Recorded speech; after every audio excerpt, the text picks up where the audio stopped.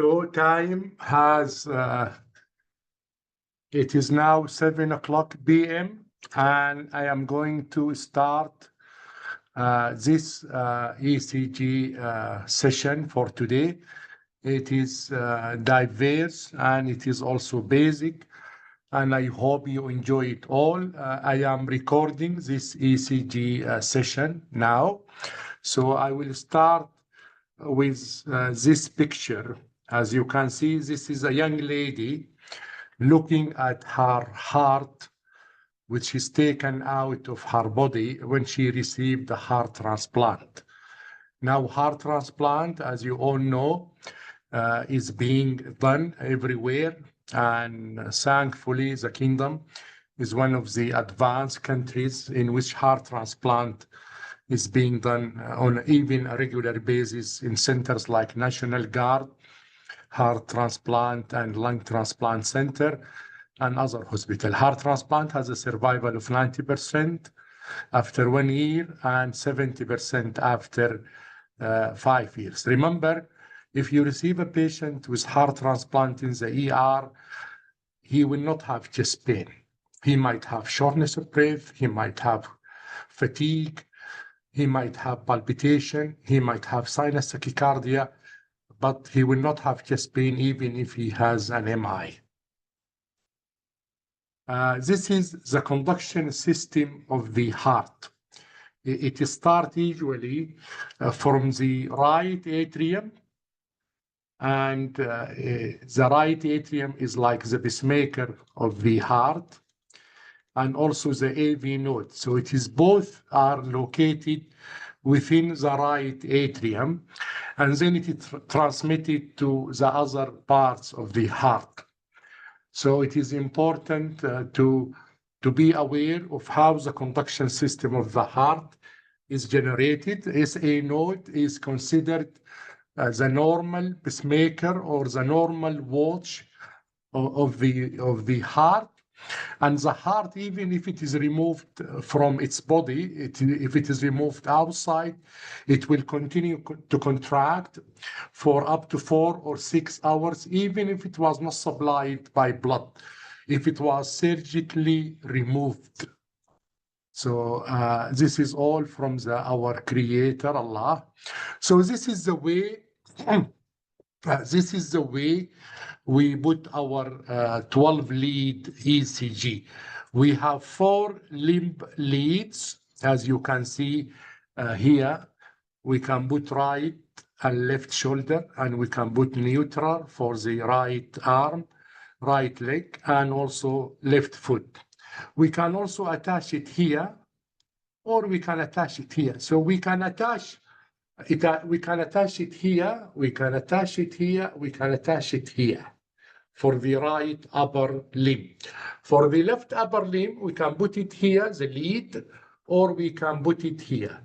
And also applies for the leg. The precordial lead or the chest lead from V1 to V6, only V1 is between the nipples, more towards the right breast. But the other 5 leads or other chest lead are located below and around the left breast. So this is the way we connect our ECG 12 lead, and this is the way we are doing the 12 lead ECG. So 5 leads around and below the left nipple. Only 1 lead is between the 2 nipples, and these are the 4 limb leads. But we will have, when we do the 12 lead ECG paper, we will have 12 leads. So this is the way we'll show you the normal ECG paper. So this is the normal ECG paper that we should see in 90 to 95% of the patients. And I am going to show you how you can read it comfortably well. But now on this slide, I can start with the 10 rules of what is called Chamberlain 10 rules of reading a normal ECG. Always look down to the bottom to see the speed, and to see the elevation of the voltage of the ECG and how many hertz. And also look to the time and the date of the ECG. And here you might find patient name, patient number. Sometimes our ER physician or ER nurses would write chest pain, whether it is present or not present. So whenever you look to an ECG, you need to see if the ECG is positive, if chest pain is there, or the ECG was done while the patient is comfortable, or it was done as a pre-op clearance, or it might be done as part of the medical insurance before university or before any other exam. Also to note that we have a box sign. We have what is this? Each ECG will start with this such box sign. So this box sign indicates that every 10 millimeters equal 1 millivolt. We should remember that lead 1 and lead 2 are pointing upwards, so they are pointing to the ceiling. V1 to V3 is pointing downwards. So these leads, V1 to V3, is pointing downwards. V6 to V4 is pointing upwards. And also here, when we come to the RR interval, we will find that it is a regular space and it is very smooth. And there is a B wave before each QRS complex. And this is a very normal, healthy ECG. We need to look to an important lead. It is called AVR. In AVR, everything is negative. The T wave is negative. The whole QRS is negative. The B wave is negative. Sometimes, if you don't find such pattern of a negative AVR, you need only to suspect two conditions. Either the leads were misplaced or the patient is having dextrocardia. So this is the only explanation if you did not find an AVR which is negative. It is only dextrocardia or it is a misplaced lead. So it is important to look to AVR. If you find it negative, then the patient leads were done properly. These are the ST segment. So where is the ST segment? This is the ST segment. I'm going to mark the ST segment. And ST segment is our game. I mean, if you are in the ER or if you are a cardiologist, all the time you are looking to the ST and you need to see it, compare it to the baseline before the B wave. So this is the ST segment here, and this is the baseline before the B wave. So this is all baseline, and the baseline is flat, and the ST segment, there is no ST elevation, there is no ST depression. So if there is ST depression, you think about ischemia, metabolic changes, other issues. And if there is ST elevation, then you suspect an MI. And the only thing that will make it clear and very cut clear is doing coronary angiogram. So let us take it one by one. And let us just, before we move on, look to this ECG example. If anybody would like to say something out of interest about this ECG. And this was a child, actually.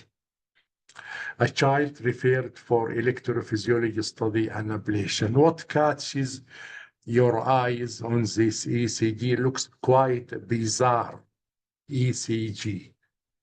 What you can tell about this ECG?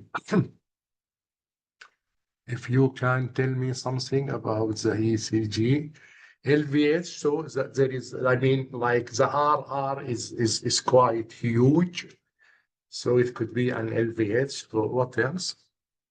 WBW. So somebody suggested Faustine.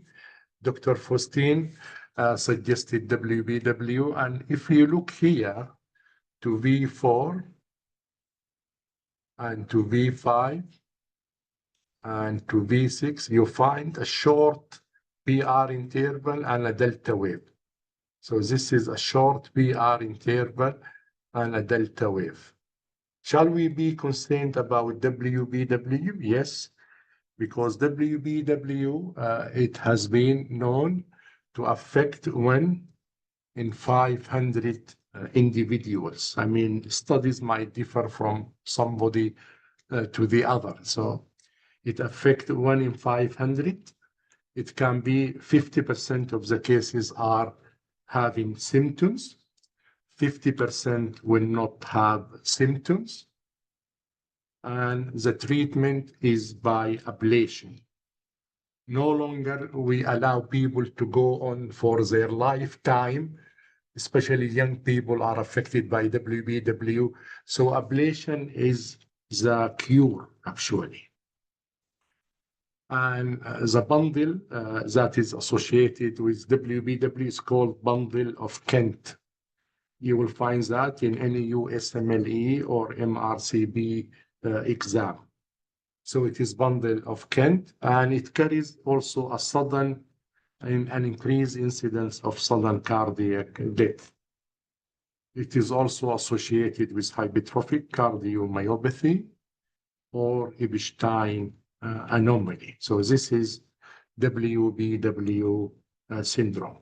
WBW syndrome, it has been reported by Wolf, Parkinson, and White on 1933 in a series of cases. So this is WBW syndrome.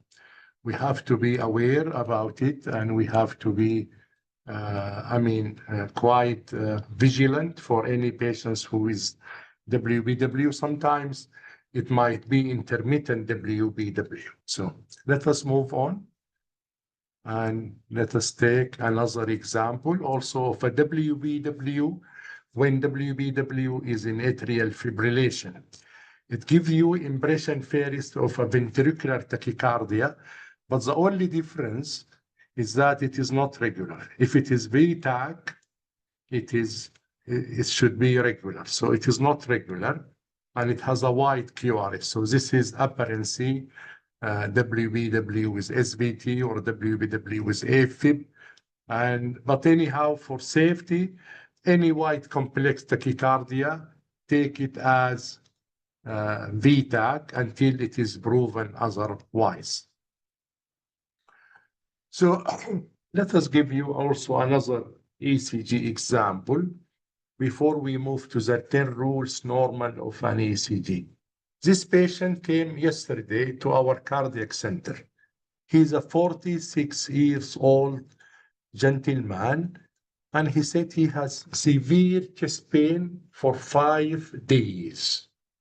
So what would you do? How you interpret the ECG first? I mean, you can see whoever was in the ER did multiple ECG series just to catch something.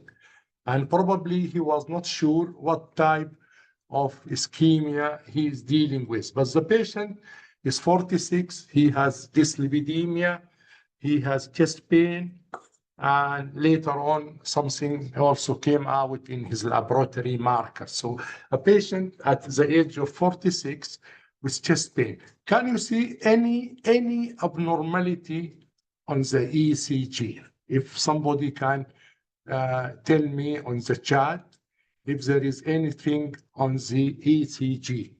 I mean, these are artifacts. So these are artifacts. So these are artifacts, but can you see something? It is not AFib because there is a B wave. I mean, there is a B wave before each QRS. Okay, Muhammad Badr or Usman Abdurrahman said there is an ST elevation. So, I mean, it is quite small degree of ST elevation. Okay, so a patient with chest pain, the ECG is not conclusive or it is suspicious of some inferior STEMI. What markers you would like you to see? And that was happening. So his troponin I came up as 6,500. This is his troponin I. And then later on, his troponin I was 38,000. Also, his cholesterol level was high, 6.65. So this is his this is his cholesterol, and this is his troponin I initially, 5,000, 6,000, then 38,000. The patient continued to have chest pain, but the ECG was not really very remarkable. So the patient was taken. What do you think? If you don't have an ECG, that is clear cut. So the patient was taken to the cath lab, and this is his ECG. Sorry, this is his coronary angiogram. You can see that the right coronary artery was completely occluded at the level of the mid-RCA or at the level of the RV branches. So the patient was stented and he recovered. And so let us show you what nomenclature we are talking about when we say B, Q, R, S, T. So let us start from the beginning. So this is the baseline. The baseline is before the B wave. Then we have the B wave. Then we have the QRS. Then we have the T. Then we have the U. I mean, not in all instances we will find the U. So the B wave is usually upright, the R wave is usually upright, and the T wave is usually upright.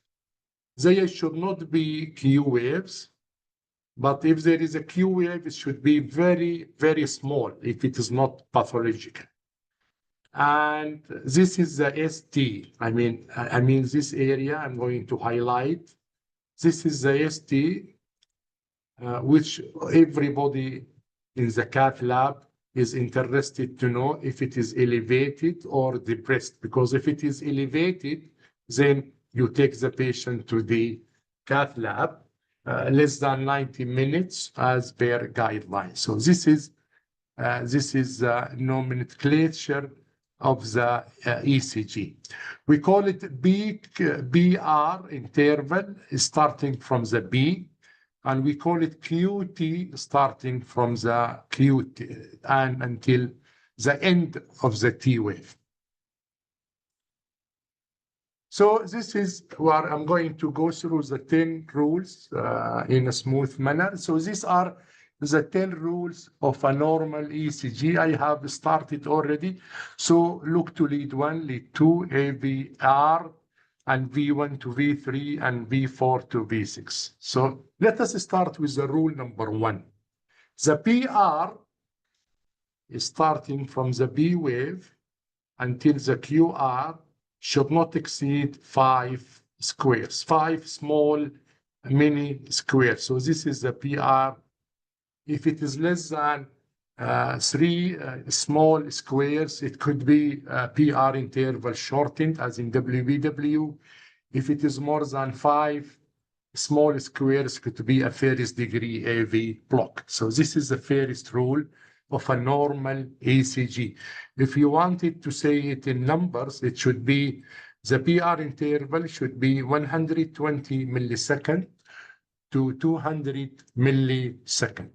So this is the rule number 1. Let us go to another rule. Since we talked about the PR interval duration, we should also talk about the QRS duration. And the QRS duration should not exceed more than 3 small squares. So it should be maximum 110 millisecond. If it is more than that, it is an intraventricular conduction defect delay. If it is more than 120, then we are talking about a bundle branch block. So it is important to have the duration of the QRS measured and to see how many squares are there. We move on to the QRS complex in lead 1 and 2.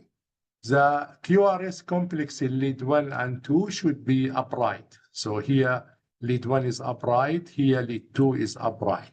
So this is the rule number 3. When we see any normal ECG, and you should be able to see that normal ECG in 90% or 95% of cases that you see in ER or in the clinic, you should be able to recognize that lead 1 and 2 are pointing upwards. Okay. The other one is easy. I mean, the R and T should be positive also. The R and T, this is the rule number 4. R and T should be together and they are loyal to each other. Rule number 5, you already touched on it. Everything in AVR is negative. The T wave is negative. The R wave is negative. The P wave is negative. So this is the rule number 5. If you didn't find it like that or positive, it has 2 causes. Could be dextrocardia or the patient had his leads misplaced. Then an important thing that you will find on ECG, R wave progression. So what do we mean by R wave progression? Let us see where is the R wave. So please concentrate with me. The R wave in V1 is like 1 millimeter. The R wave in V2 is like 2 or 3 millimeter.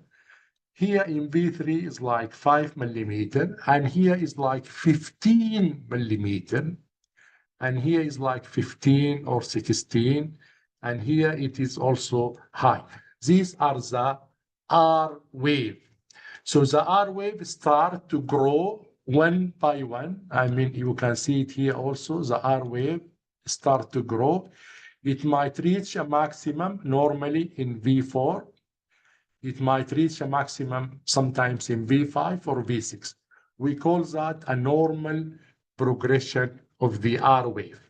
Most likely this patient did not sustain an anterior MI before or significant ischemia.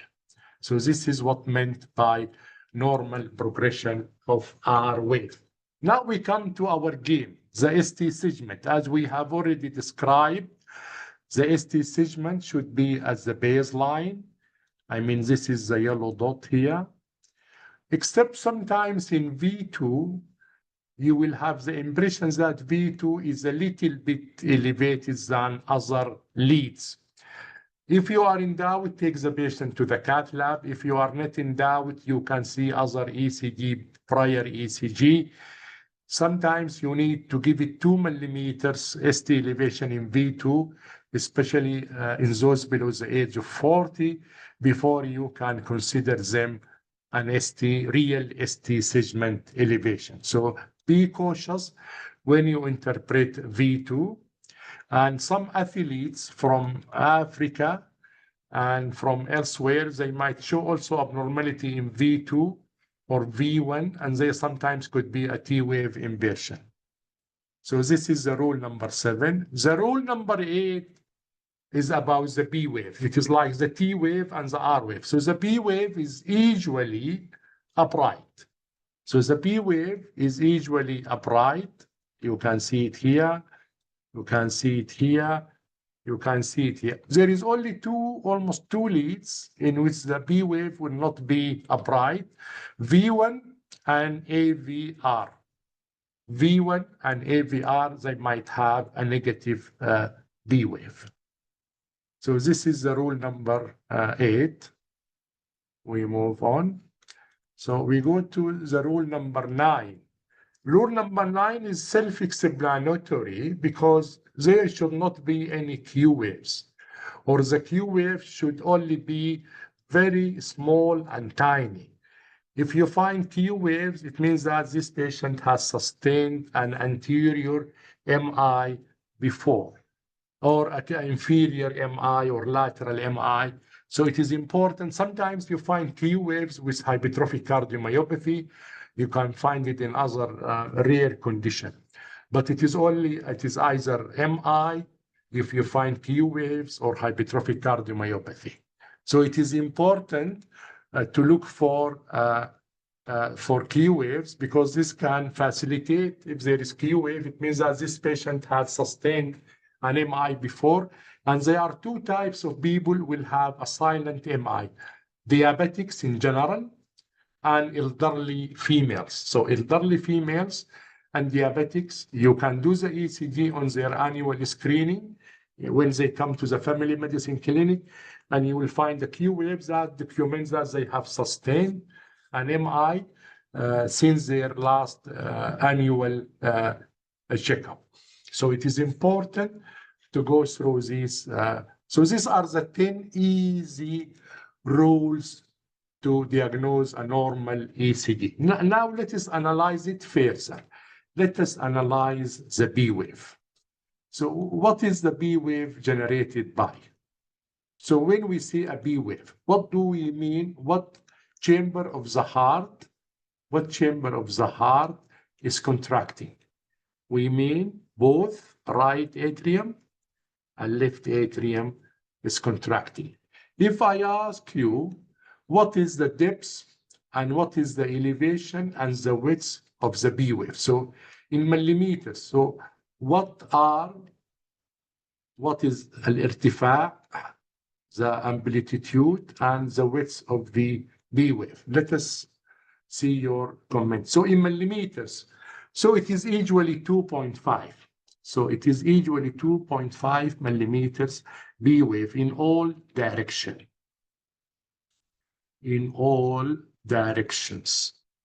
This is the B wave. Should not exceed a width of 2.5 وارتفاع 2.5.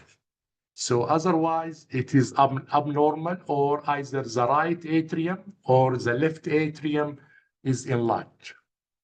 So what leads you will be particularly looking for if you want to see if there is a B wave abnormality. So you look to lead 2 and you look to V1.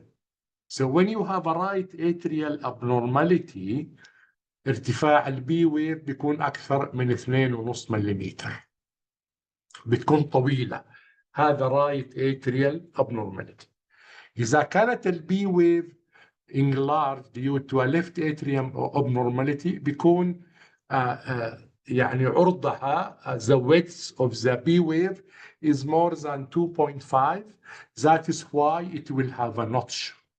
It will have a notch, or there is a component which is positive and a component which is negative. So this is when the B wave is enlarged, left atrium enlargement. And the most common cause of a left atrial enlargement is hypertension. So patient with hypertension will show left atrial enlargement. Less commonly, mitral stenosis. So both mitral stenosis and hypertension will cause left atrial abnormality or enlargement. If you go to the right atrium, it will be any pulmonary disease. So pulmonary disease for right atrial abnormalities, that is why sometimes it is called a beta pulmonale. And left atrial abnormality is usually due to hypertension or less commonly mitral stenosis. What do we mean by bilateral atrial abnormality? When it is both الارتفاع, the height, and the width is more than 2.5. And the leads that you need to look and assess the B wave is lead 2 and lead V1. So these are the leads that you need to assess the B wave, whether they are normal or not normal. So let us move to another. This is the patient whom I know for years and years. And it is also I mean, it is continuation of our talk about the B wave. So tell me what leads you will be looking for. There is an abnormality of the B wave. So this is a young lady, and she has shortness of breath, and she came with shortness of breath and palpitation. As you can see, she has sinus tachycardia. So what is wrong with her B wave, and whether it is a left or right, or it could be both? And this is a common ECG exam scenario in USMLE, MRCB, Indian exam, whatever, SMLE, name it, whatever. So let me see the chart. It is not flutter. This is sinus tachycardia. So because there is a B wave, this is the B wave, and the B wave has a notch. If you can see it, the B wave has a notch because it is broad. If it is broad, it will have a notch, and it is wider than 2.5. If you look to V1, the whole of B wave is quite negative.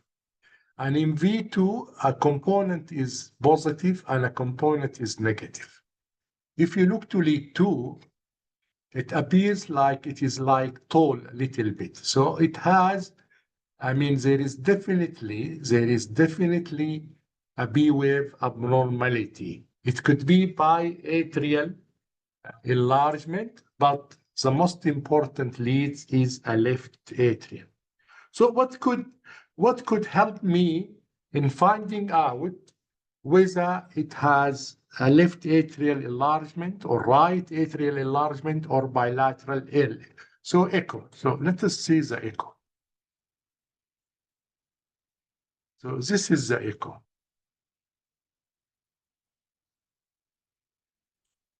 So the echo is showing a hockey stick appearance of, sorry.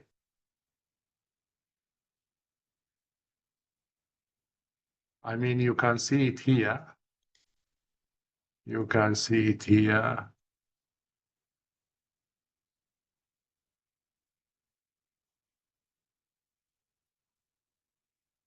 So this is, let me show it to you.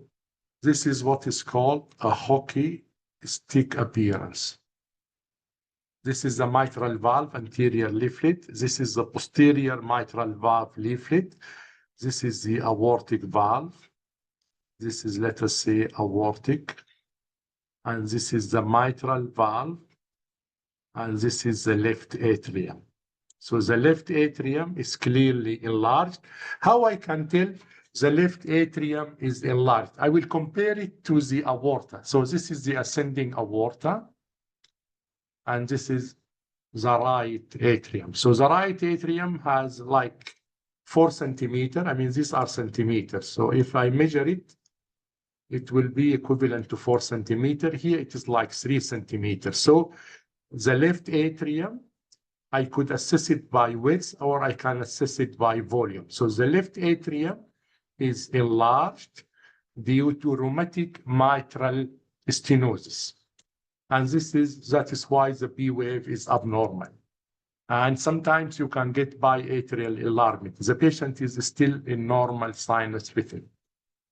So I show you another example of the same patient with color Doppler, just to see. So this is, so you can see that there is restricted, opening of the mitral valve leaflet. So this is the mitral valve. This is the aortic valve, which has rheumatic changes. And this is again the left atrium, which is enlarged. So this is a patient with rheumatic heart disease, with aortic valve involvement, but it is not significant. But there is a hockey stick appearance typical of mitral stenosis. So the patient eventually, she went for mitral valve mechanical replacement. What do you think would have happened to the B wave, which was enlarged? So let us clear this mess and we move on to the next slide.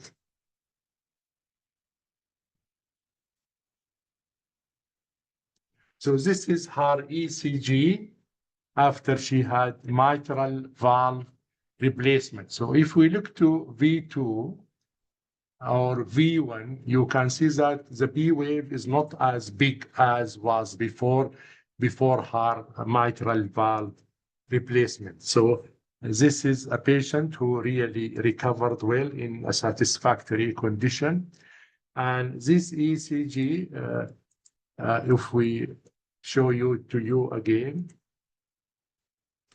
it is a very common scenario in ECG and almost diagnostic of mitral stenosis long-standing. They can show you an ECG like this, and mitral stenosis patient can develop atrial fibrillation very quickly because of an enlarged left atrium. So, and there is increased risk of a stroke. So it is important to look for, okay, let us take this example of a 9-year-old boy who was brought by his mother, and he was having vague symptoms, not really. So what is wrong? I mean, we can say, let us see, start with here. Lead 1 is upright, you can see it. V1 to V3 is going downwards. V6 to V4 to V6 is going upwards.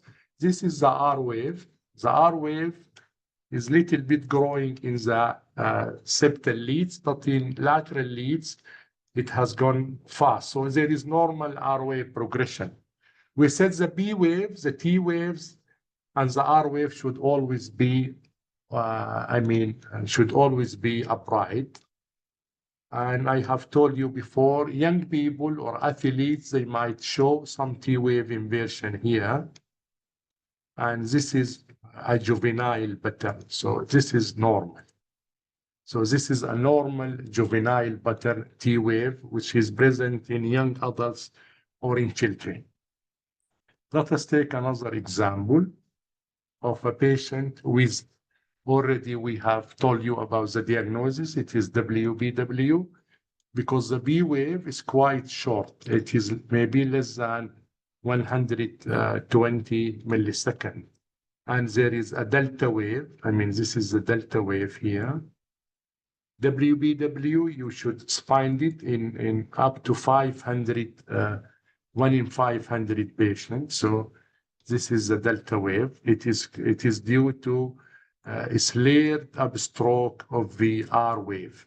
So this is the delta wave, which is almost diagnostic in addition to the shortened PR of the criteria of WBW. WBW can present like a pseudo MI or like an LVS. So it is important to look for the delta wave, usually V4, V5, and V6. V4 and V5 are most important leads for WBW. So we take another example of another ECG scenario.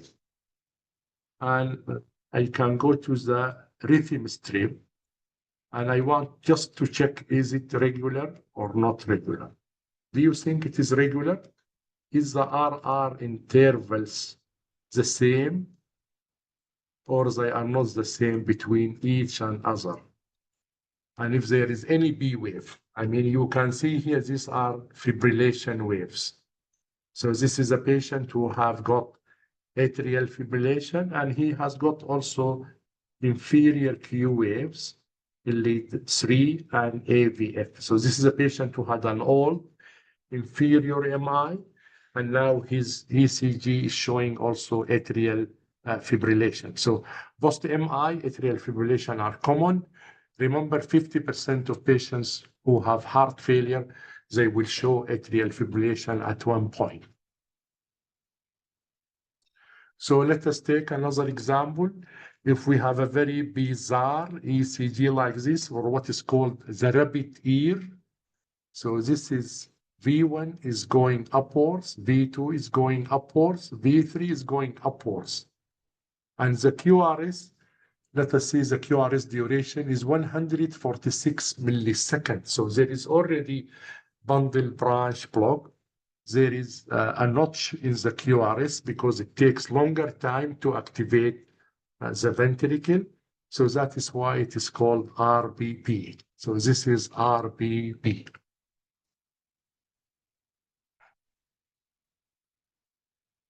Okay, let us move on. Let us take this example. So again, we can see that the RR interval here is regular. The RR interval appears to be regular. And there is, if we look to lead 2, there is a B wave before each QRS complex. Not really clear, and this notch QRS is due to the bundle branch block.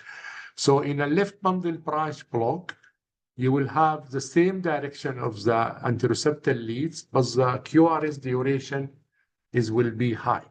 The same patient, as I told you, let us take another scenario of the same ECG when he developed atrial fibrillation.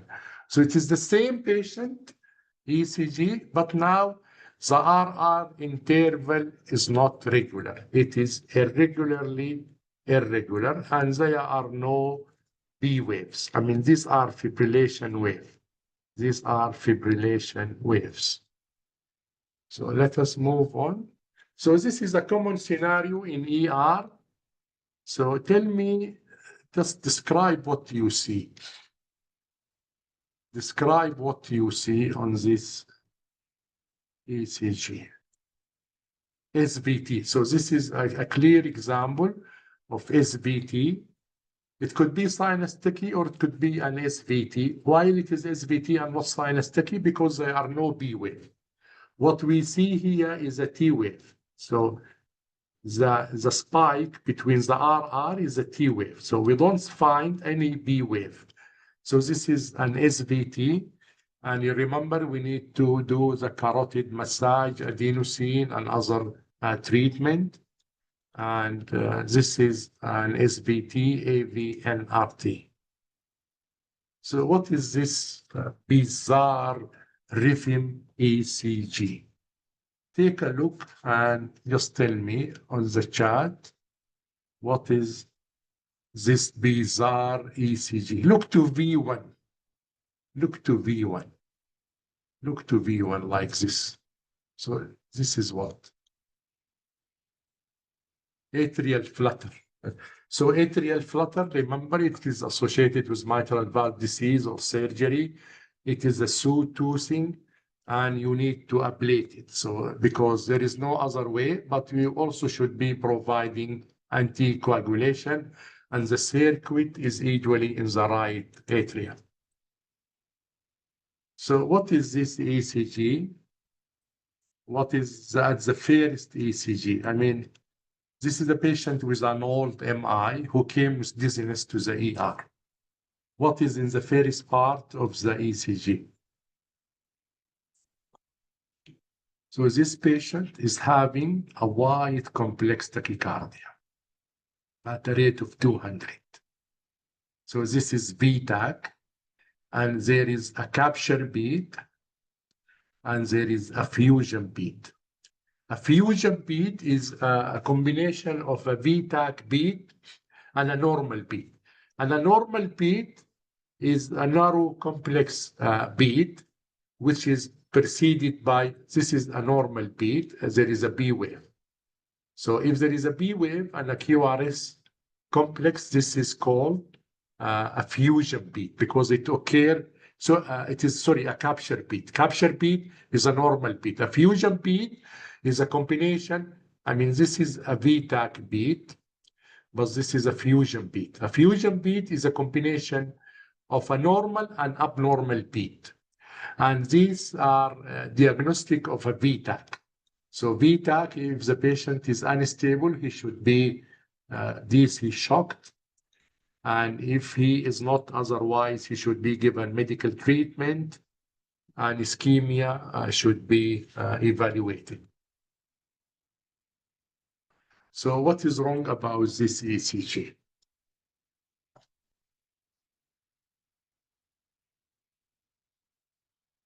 So you can easily appreciate it has a spike or a notch here. So this is called a based rhythm. So this is a based rhythm. Usually the based rhythm has like a left bundle branch, so it looks like hyperkalemia, but it is a wide QRS. So let us see the X-ray which follows.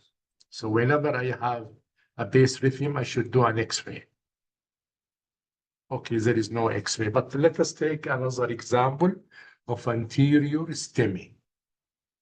So this is anterior STEMI, a patient with ST elevation in anterior leads. And the patient was taken to the cath lab. And he was found to have critical anatomy.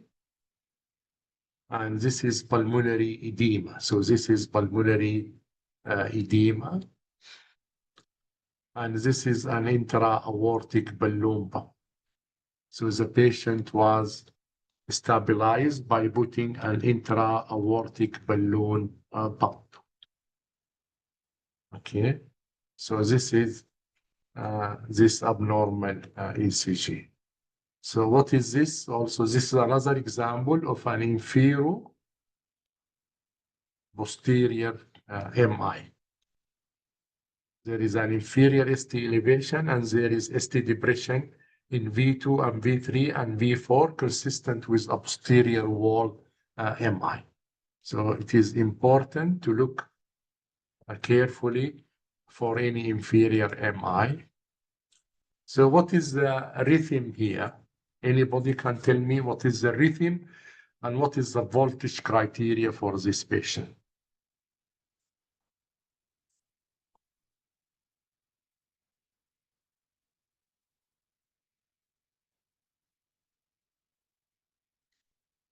So it is an irregular rhythm, it is an atrial fibrillation and severe LVH, and the patient is quite thin. Sometimes thin person, if you put an ECG, you will find that their voltage criteria is quite high. So this patient had high voltage, he's 60 years old, he's a heavy smoker. Now he came to the ER with something else. Let us see the next ECG. So see what has happened here when he came with chest pain. So he still have atrial fibrillation, but what is new? He has anterior STEMI. If you can see it, especially V4 and V5 and V6. So the patient had an anterior STEMI on top of AFib. And if you look to V1, you have this quartz atrial fibrillation, which can also resemble flutter. So this is a patient who have an atrial fibrillation on the background, but now he came with anterior STEMI and he was taken to the cath lab and had BCI, and he still continued to smoke. So again, let us remind you about the waveform. So the waveform, we have a B wave, which corresponds to atrial contraction. We have QRS, which correspond to ventricular contraction. T wave, which correspond to ventricular relaxation or repolarization. And then we have the T wave. So these are the waveforms that we need to concentrate. So calculate for me the heart rate and rhythm here. So let me see how many square. 1, 2, 3, 4, 5, almost 6. And the RR interval is regular. So how you can calculate the heart rate if you have a regular rhythm? You divide 300 on the number of squares, and that has happened here. So 300 over 6 came as 50, and the patient is having sinus bradycardia. The normal heart rate should be 60 to 100. So what is the heart rate and rhythm here? I mean, here again, you have atrial flutter wave.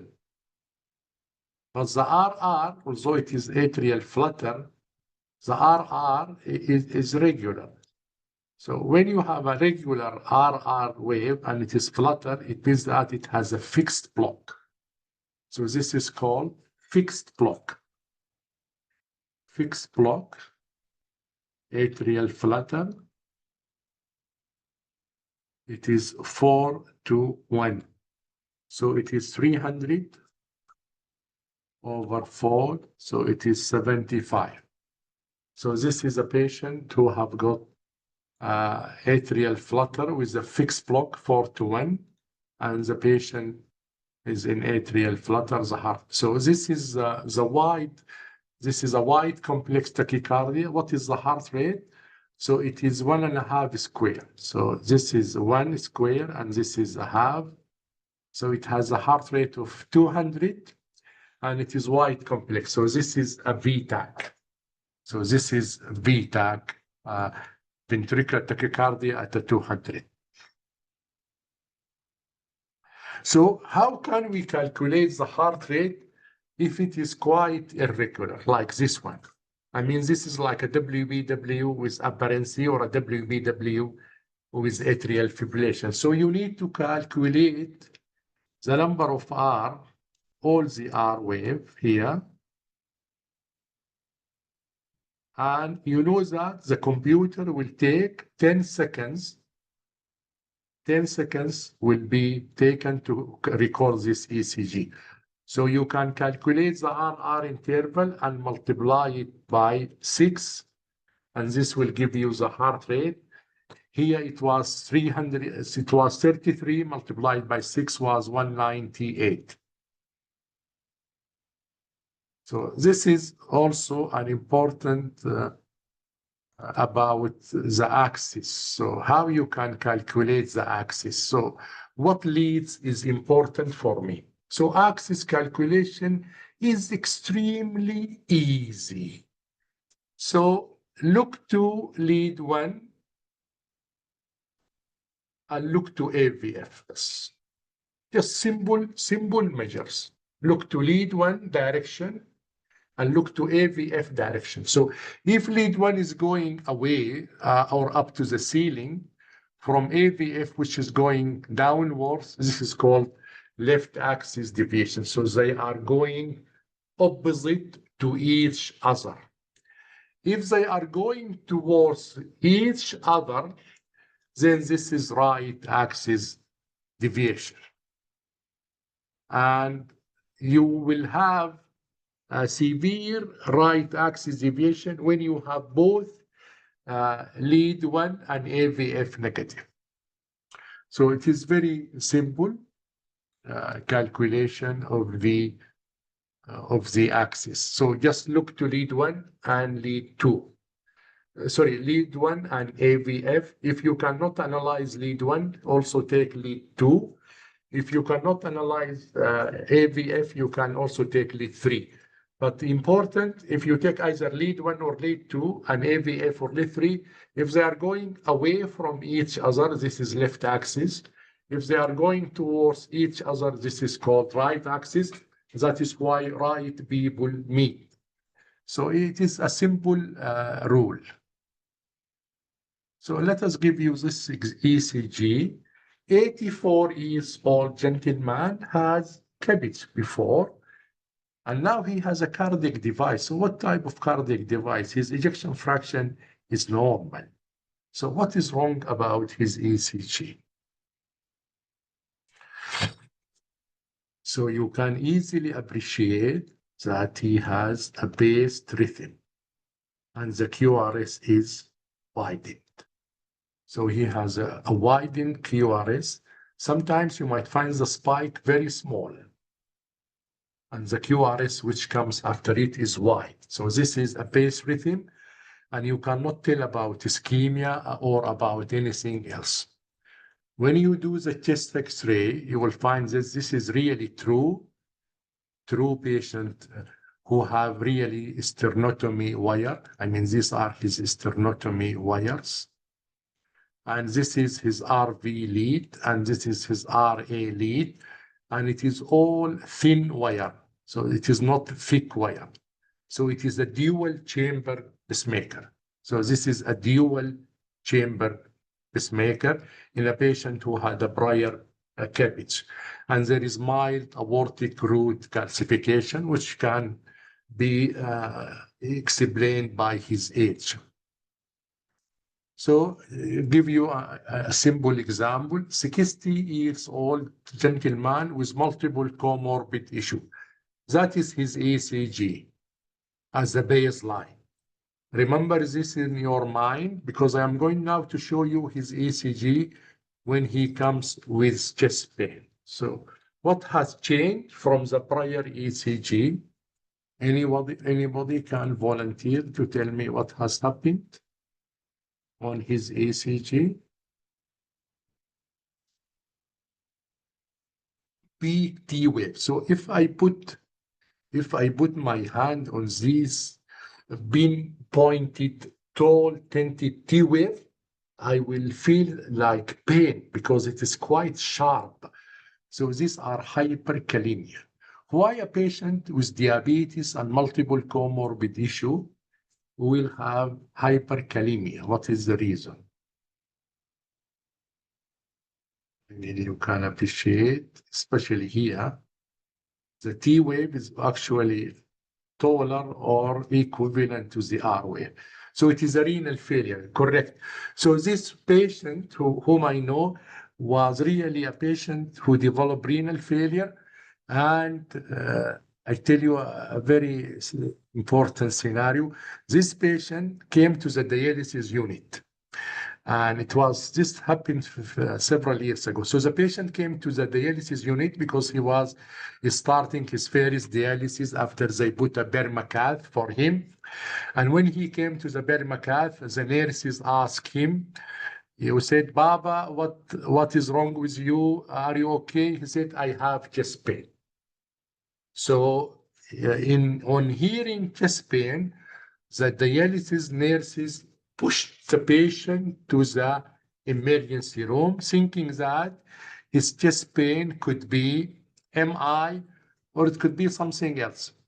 So in the ER, we did ECG and we did cardiac biomarkers and potassium.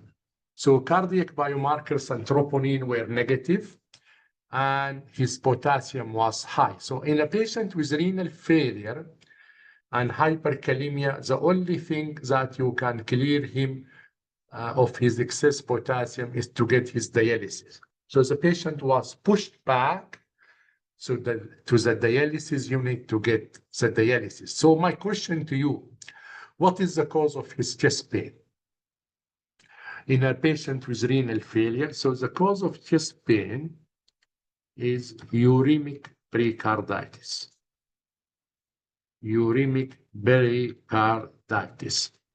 So that was his cause of chest pain. And it is an indication actually for dialysis. So if you have a patient whom you follow in the clinic and he starts to develop precardial symptoms or signs, and his creatinine is like something 400, 500, and he's not yet on dialysis, maybe the best way is just to start dialysis because you have now an indication to start him on dialysis. So what is this ECG, which looks quite horrible and scary? This is a patient in ER who came to us in 2002. So what happened here on the ECG?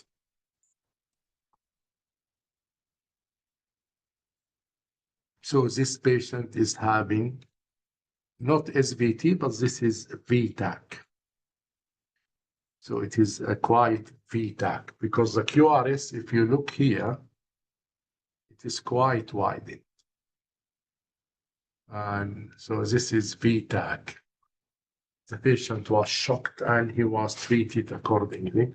And let me see you his ECG after he was managed. And I show you a very important scenario called R on T. So his BVCs is very close to the T wave. So this is called an R on T phenomena. So this is called R on T phenomena. So this is the patient condition. Okay. So we move on. So the QRS, we already spoke about it. And this is the way you can calculate the axis.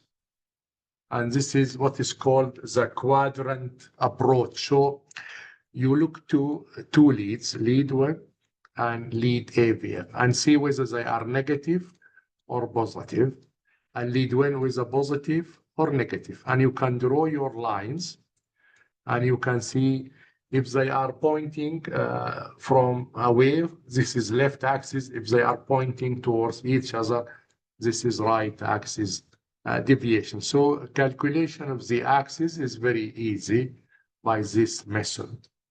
Like this way, it has a right axis deviation because lead 1 here, lead 1 is going towards lead ABF or lead 3. So this is right axis deviation. Here they are pointing away from each other. AVF and lead 3 are going away. Lead 1 is going away. So this is left axis deviation. Thank you so much.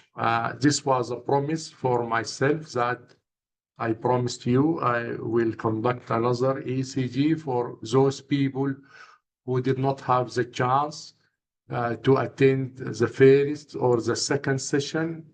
And this ECG is recorded, alhamdulillah. So I will put or share the recording on the Twitter.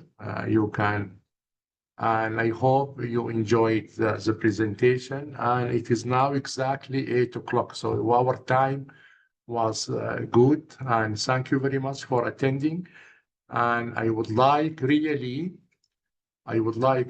from everybody to promote the ECG knowledge. And I would like from all of you to spread the knowledge of ECG and not to suffer from ECG like the way I have suffered long time ago. But دوام الحال من المحال. So thank you all, and I hope you are enjoying your evening for today. Thank you. Assalamu alaikum. Walhamdulillahi Rabbil Alamin.